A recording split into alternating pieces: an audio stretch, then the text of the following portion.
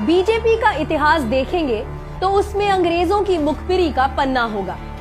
अंग्रेजों भारत छोड़ो आंदोलन के विरोध का अध्याय होगा। अब इनका दुस्साहस बढ़ता जा रहा है। अब सत्ता के सिंहासन पर बैठी बीजेपी के सांसद संसद में खड़े होकर संविधान से इंडिया का नाम मिटाने की मांग कर रहे हैं।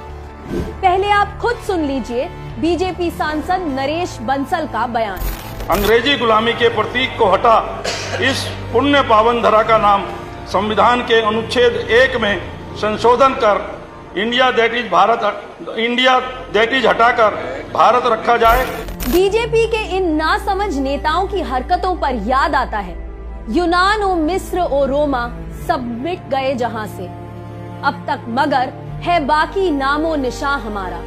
कुछ बात है कि हस्ती मिटती नहीं हमारी। इसलिए आज हम बीजेपी नेताओं को ये सीख दे रहे हैं। भाजपा के नेताओं को, प्रधानमंत्री को ये याद रखना चाहिए कि पूरब से एक ईस्ट इंडिया कंपनी आई थी इंडिया को मिटाने, लेकिन इंडिया ने ऐसा इतिहास रचा कि जिस अंग्रेज हुकूमत में सूर्य अस्त नहीं होता था उसके सूरज को डुबो दिया।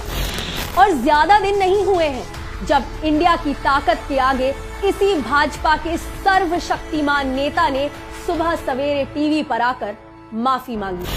आज मैं आपको, पूरे देश को ये बताने आया हूं कि हमने 3 कृषि कानूनों को वापस लेने का, रिपील करने का निर्णय लिया है।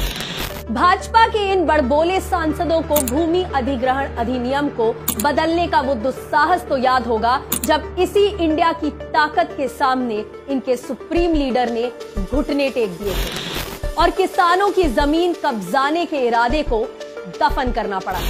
2015 जब वो भूमि अधिग्रहण कानून लाना चाहते थे तो विपक्ष के भयंकर विरोध के कारण ऐसा नहीं हो पाया। कांग्रेस अध्यक्ष सोनिया गांधी की अगुवाई में विपक्ष ने राष्ट्रपति के पास जाकर अपना प्रोटेस्ट जताया था। हिंदुस्तान के किसानों, आपके पैरों के नीचे सोना है, सोना, और ये लोग सोना आपसे छीनना चाहते हैं। तो जमीन आज लाखों में जाती है, जिसको आप एकड़ में बेचते हो, वो जमीन आज से 5-10 साल बाद करोड़ों में जाएगी। उसको आप स्क्वायर फुट पे बेचोगे। ज्यादा दूर क्यों जाना, संसद का सत्र चल रहा है। इस इंडिया की ही तो ताकत है कि दुनिया जहां का चक्कर काटने वाले पीएम मोदी देश की संसद में आने से घबराए पड़े हैं। ये इंडिया है, इसका नाम मिटाना तो दूर की बात, जब इसकी तरफ कोई टेढ़ी आंख उठाता है तो ये इंडिया दुनिया का भूगोल बदलकर नक्शे पर नया देश खड़ा कर देता है। भाजपा के ऐसे बड़बोले नेताओं को और इनके आका को हमारा एक ही संदेश है, इंडिया सोया हुआ हाथी नहीं, जागा हुआ शेर है। इंडिया से टकराओगे तो शिकार हो जाओगे।